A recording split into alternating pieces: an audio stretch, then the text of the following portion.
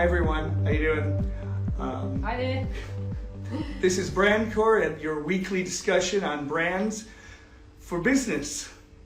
Discussion on brands for business, Stephanie. That's it. And That's me, that's Stephanie. I'm Jeffrey. Hi, how you doing? We're the offices, and today we are squished together because we're in the same place. And every time we go on these separately, together, they squelch. So we're sitting in a very, very tiny, small space. Stephanie, move over a little bit. Yeah, I'll move over a little bit. Hi there. And today we're here to talk about brand stories today, your brand narratives, brand stories, your spiel, your journey. And we're going to be joined by someone that we know well, Mike Todd. He's just an absolute craftsman telling a story. He's a master storyteller. In fact, when we decided we were going to talk about brand story today, we said, who is going to join us? Mike was the first name that popped into our heads, and he's online right now. We're going to get him to join us shortly. So Jeffrey, one of the first things we should do is start by saying, well, what actually is a brand story? So I know you have 2 cents to say on this topic. I have 2 cents to say. Between us, I think we'll get this together. Do you want to start? I have 1 cent. You have 2 cents. I'll start off if you want. I look at a brand story as a simplified narrative of facts and feelings about your brand, that it's packed into a tiny little blueprint that's easy to follow and engaging for people to fall in love with your brand, to know, like, and love. That's it. So it's essentially a set of words. Now, I'm the literal person out of the two of us, so if you were, I'm just going to sort of say, if you were to write your brand story, this is how you do it. You'd start by articulating the problem that you noticed your customers were facing. You would then show the solution that was developed to respond to this, and then of course the successes. And so, your brand story can easily be a couple of paragraphs, but as Jeffrey mentioned, stories also have this kind of emotive side to them. They have to, communicate how customers should feel about something. And so a brand story can also just be a really sort of short set of words, like Airbnb, when they say belong anywhere. You know exactly what they mean. That is a story in 2 words. Or Everlane, the clothing company, they say they're modern basics with radical transparency. And again, that's just 4 words, and it's very, very meaningful because it goes back to a bigger, longer story. Words. Modern basics, radical transparency. I count 4 in that set of words. No, there's no width. There's a full stop in between them. So that is essentially, what a brand story is. We're just going to add that, once again, a story makes customers feel something. So when people buy your product or service, they're not just buying it because of how much RAM it's got, how many megabytes, how many gigahertz you're offering. They buy your product because they know it meets a deeper need, a more emotional need. So I think that's maybe enough from us. Should we get Mike to join us now, Jeffrey? We probably should get Mike to join us now. Right. There we go. There we go. Ladies and gentlemen. There we go. We're talking about stories, and we've got Mike Todd here. Wow. That was a lot of dead moments there. Oh my goodness. That's all right. So I'm going to do that intro again. Mike Todd, thanks so much for joining us. As mentioned, you are the master storyteller in our business circles. For those of you who are joining us today, Mike is from 2Deck Agency, which is a Sydney-based sales agency that launches and distributes brands across Asia and Pacific and further. And just full disclosure, Mike is a client of ours, but he works with a lot of brands and a lot of other agencies. So we figured he'd be pretty qualified to do this talk today. Well, I always look, Mike has always got the best stories to tell about anything he's working on. And I mean, you're a craftsman. You just, it comes naturally though, I think. You just flow off. Thank you. So do you want to tell us a little bit about how you use brand story to differentiate those products and build emotion and build connections with your prospects? Hi, Shane. Well, I suppose the the main thing is with 2Dec is we tend to look for brands that have got a strong story themselves. So we want to be able to be taken in by the founder, and it's always the founder. It's the founder that's always effervescent, that has got something that they've invented or something that they've came across, or as a problem they've solved, and they want to talk about it. They want to get this out into the market. What 2Dec does is, firstly, we listen, but more importantly, we try and sort of get the founders to sort of get into a rhythm of what they're trying to do, because they can go for tangents and they don't always get the story right. And we need to craft that story, because predominantly we're selling business to business internationally. Pre-COVID, we do a lot of traveling and go and actually do these presentations and meetings face to face. It was easy to get across that narrative, the story, if you were face to face. But of course, now it's harder. You've got to try and do this through Zoom. You've got to try and craft whatever the founder's trying to say. You've got to craft it through Zoom to be able to convey the beauty, the magic, whatever it is that the product is that these founders have come up with and are trying to sell. Do you think brands can fake stories? You know, just curious to know whether that authenticity is something that comes naturally, or whether there are brands that are out there that there's an opportunity, but there's no kind of really deep backstory. Like with Mrs. Fields cookies, is there really a Mrs. Fields? Who knows? Listen, that's a really interesting point. I've dealt with brands that are both the original founder. I've seen arguments happen between founders and investors where the founder has been ousted and you're left with a suite of investors who don't have a vested interest in the story. They have a vested interest in the money they've invested and the turnover they need to create. And I think that you can sense that, because you don't have anybody that actually captures the zeitgeist of what it is that the brand is trying to sell. But on counter to that, and I worked on a brand many years ago, which the viewers may know, Hunter Wellington boot out of the UK. And Hunter boot actually fell into a story. It didn't actually, the story, its original story is a boot that's worn by farmers and was worn by the landed gentry. But then the boot was picked up by festival goers because festivals were where the music industry started to make money. That drew in the youth who were wearing the boots, but they weren't wearing them because they were trendy. They were wearing them because they were fit for purpose. And they would find the boots within their parents' or grandparents' shed. So it was a sort of an ironic way of wearing them. And when I joined the brand, I realized that there was a story. There's a story immediately ready for retelling about a product that was almost 100 years old. The authenticity matters, and what you're saying is that the essence where that authenticity comes from can kind of change over time. So if the founder is no longer part of the business, then sometimes the customers validate that it's reason for being. But then sometimes things can change in the wider world, the wider market, that kind of, you know, puts pressure on the brand to find just a fresher connection, a fresher story, by the sounds of it. Well, I know we may get onto one of the brands that I think that's happened with, absolutely, where where COVID created the opportunity to do something rather special.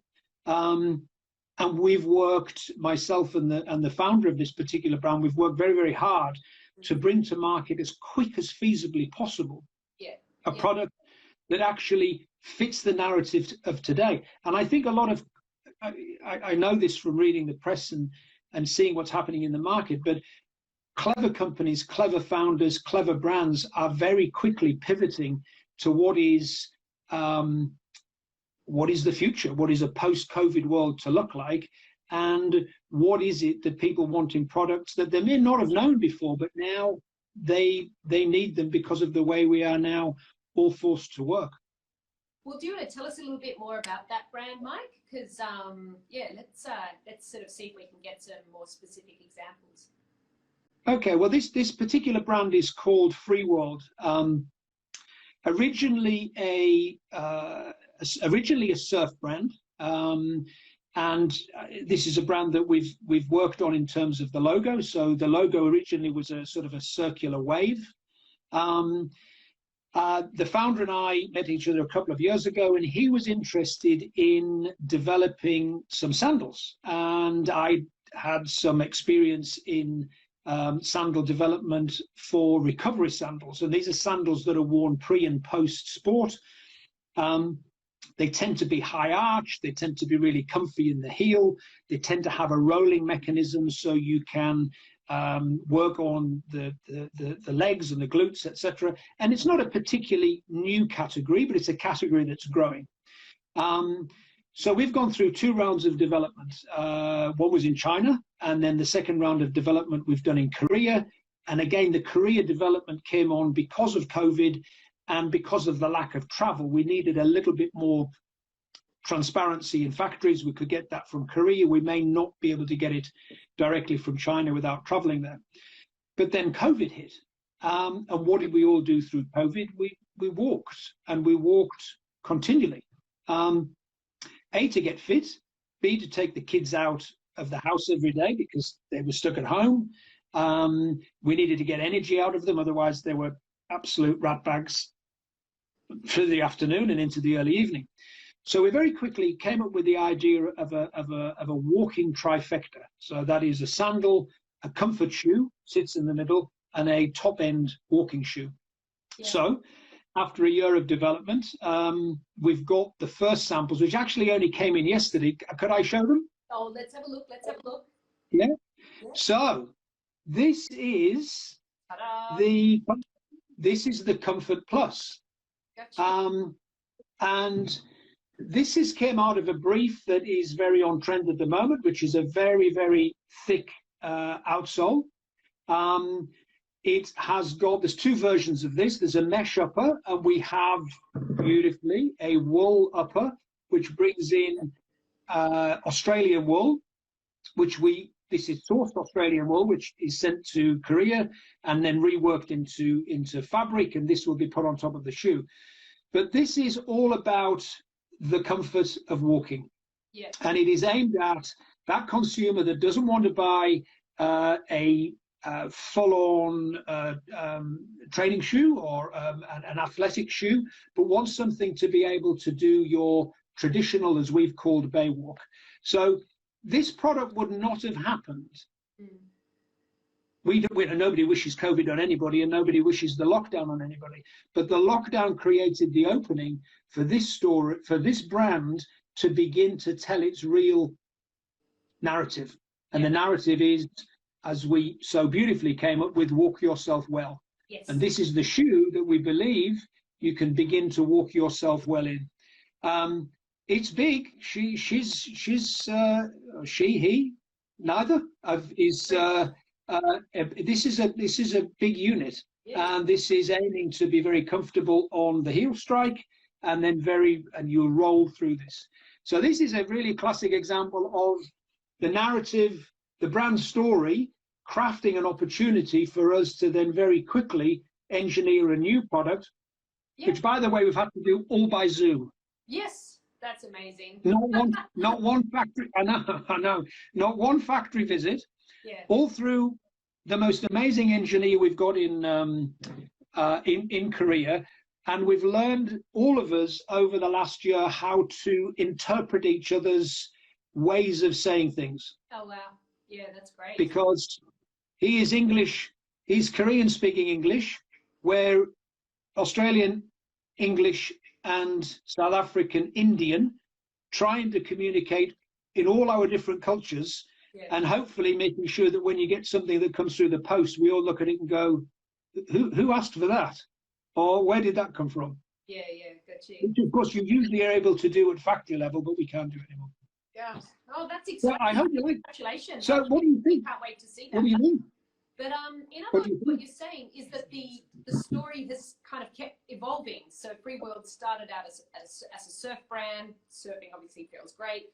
Then you introduced this wellness ethos of it being a recovery shoe, and now it's specifically walk yourself well, which you're saying Yeah. is something that that the lockdowns of last year really kind of helped to supercharge that promise. And now that promise has kind of then led on to, you know, new product development.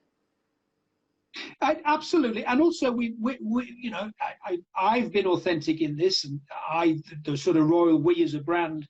I have lived that working lifestyle for a year now, and it's a very much part of my work-life DNA balance, if I can call it that. I walk religiously. I have to walk every day. I found that walking is not only good for health, but it's good for my mental health. It allows me to just clear my mind as I'm walking, and sort of clear out the day's junk and come up with new ideas.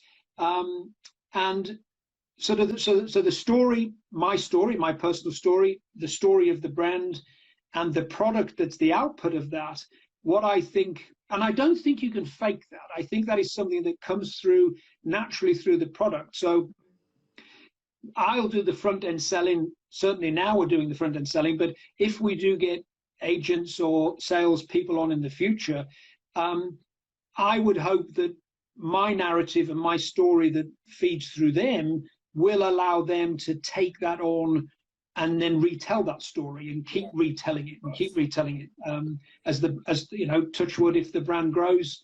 There's an interesting one. I don't know whether you know this, but I was I used to buy from a Nike agent. So this is not a Nike rep. This was an agent when Nike was just a distributor in the UK. So it wasn't really a structure. This was just somebody who took the distributorship, brought on agents, and the agents would on-sell the Nike product. And then they started to bring in Nikons, which were Nike merchandisers. And they all got tattoos of Nike on their shoulders. So the Nike swoosh. So identifying themselves as Nikons. And I always, you know, tattoos are commonplace now, and people expressing what they want through all sorts of different things. But back in the early 90s, the thought that somebody would put a tattoo of Nike on their shoulders was amazing. But of course, Nike really burned into the soul. And still now, it still tells an amazing story. But you know, the amazing, very convincing. You could wear a Nike t-shirt tomorrow, regardless of age, and you always look trendy. Yeah, yeah, very true. You always look, and so you look trendy, or you look like my mom, or something like that. One or the other. You could be anyone, I guess. Well, I think you wouldn't. You're allowed to wear it. I think that's that you've got permission to wear Nike, regardless of age. My daughter wears it now because she sees Nike as something that she follows through the music and imagery that she gets. But Nike for me is also burned in to my psyche. If you put a Nike t-shirt on, there is an element of you wanting to be more active. And this comes right from the beginning of Phil Knight's story. He started that story off, and the story's still there, which is amazing. 30, 40 years later, it's still the same story. It's still the same basic narrative of just do it. Just get out and do something rather than do nothing. Yeah, yeah. Just another thing to add to your story. So you're talking about, you know, the brand founder, you know, you're talking about the brands you've worked on, and also the multinational ones that we all know and love. But there's this other sort of side of brand storytelling where the hero is the customer, you know. And so if you look at something like Airbnb, all of their content, you know, the customer's the hero of all of their stories, because it's, you know, that whole promise of, you know, what is it? Belong anywhere. So people share all these amazing journeys, whether they're the host or the traveler. So what are some brands you've worked on where, you know, really it's not the founder, but the customer is kind of, you know, it plays a big role in the brand story? In terms of the brands that I've worked on, well, there's a couple really. I suppose Swims comes into this in terms of what Swims tried to do for the experience of the customer in terms of, well, it started with keeping your shoes stopping you getting your shoes wet. Yeah. Can you So the founder of that, introduce Swims a bit? sorry? Can you introduce the brand Swims for people who are listening Yes. and haven't heard of it before? Yeah, Swims is a Norwegian brand created by a rather mad Norwegian called Johan Ringdal. And Johan, in truth, should have designed toasters or kettles, because he went to Parsons Industrial School of Design in New York. And being industrial design, he didn't really, there's no fashion there. It was all functional. He wanted to, obviously, I mean, I don't know what he'd have designed if it wasn't footwear, but it certainly wasn't there going to Parsons to design footwear. And being rather eccentric, he wore his father's galosh. And he wore the galosh because New York is notoriously wet during the winter, and he enjoyed wearing his lovely German shoes, and he didn't want to get them ruined on the bottom. So he wore his grandfather's galosh, which was big and bulky, and that led him then to redesign the galosh. But interestingly, he didn't redesign it based on footwear. He redesigned it based on the touch points of what plastics were doing during the early part of sort of 2008, 2009. And this was when phones were getting those soft touch plastics. So he didn't go to a shoe factory. He went to factories that were more in tune with the feeling of the rubber used, and he designed a galosh. He didn't actually give the galosh sizes as he would do a shoe. He just had small, medium, large, extra large. That was it. So he didn't even know anything about sizing. He just came up with a galosh. Now here's the galosh. Now you have to excuse this. It's very boringly brown because this is one I wear. Oh, wow. So this is the back of my car. I'm constantly wearing it because if you're jumping out onto football fields, I can keep my nice new, it's got mud on it, I can keep my nice new trainers or my own shoes dry. Yeah. And this is a perfect product of where the emotion of raining created that tangible link to give you another brand that actually stopped your shoes getting so your shoes getting wet. Now I found this brand, I tried to copy it. I tried to, as we would call in the industry, parallel develop it, but I couldn't, because every time I made one in rubber, the rubber was too thick. It looked an awfully ugly shoe, and you'd never get it on you'd never be able to pull it onto as an outer shoe. So I did what everybody, as what did the Remington guy say? He loved the company so much he bought it, the razor guy. So I got in touch with the founder and I said, we've created something marvelous. Can I help you expand it across expand it across the Asia Pacific? And that was 5 years ago. We're in several markets across the Asia Pacific. We've hurt last year, but we're still there. Interestingly, the sort of way in which you make this brand in terms of the material then led into beautiful shoes like this, which is taking, and again, this is taking a standard design. A galosh is a galosh. This is taking a very traditional Italian loafer, could be any Italian loafer, and it's remade using the same styles of material. So you immediately get an affinity with this. It feels nice. It smells good. And it's taken something that's quite normal, accessible, and popped it with great color. Yeah, it's very cool. I haven't seen that one before. Yeah. So you're buying, more than anything here, you're buying an emotion. Yes, of course. Yeah. You're buying something that makes you feel happy. Very much. There's another brand that you represent. I know this one's very close to your heart, Mike, and that's the Two Deck brand. And my understanding is, going back to your original start in your career in the British Navy, I believe. You can correct me in a second. But we've travelled the world, and now if you look at the brand story of Two Deck and all of the content. What it does is kind of takes the Mike Todd of that time and kind of turns it into this kind of universal character that everyone can relate to. Everyone wants to be that world traveler that's, going from one country to another, especially now where we can't travel. So do you want to tell me a little bit about, do you want to tell, not me, but everyone who's listening, a little bit about how, Two Deck is sort of made for that perennial traveler, and so they're really the hero of that brand story.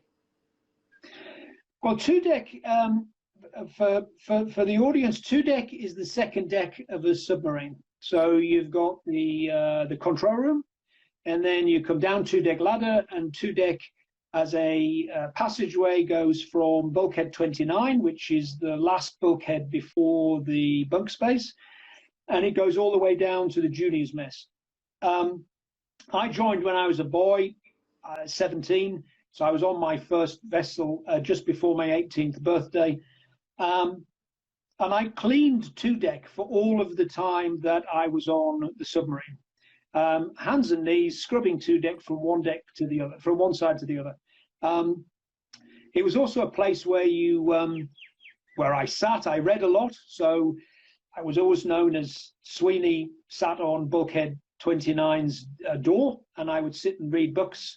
That's what I did in my downtime.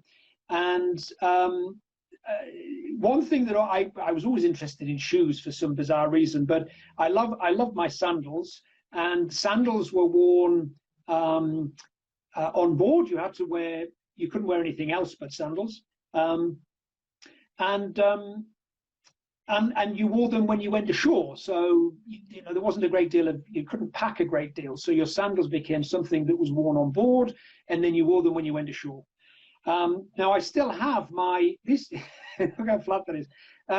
This is the original, my last sandal. So this is the right foot. The left one, long time ago, went to a Portuguese factory where they unpicked it, they redrew it, they restamped it, and you get, sorry for seeing my shirt there, you get, this is the new one. Yeah.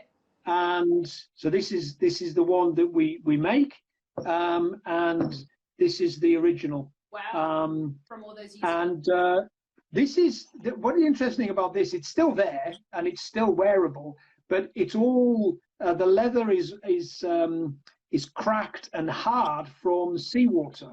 Wow. So this would be in and out wherever we were, on the top of the submarine, or even when we were at obviously it was a port. If we went swimming, this is what we'd swim in, and wear it until it was dry. So when I decided to do something on my own, it seemed fitting to carry on that narrative with this sandal. It's been a challenge this last year, but we're still there. We're still selling. I had a lovely note in from a Parisian the other day who's on his second pair of sandals.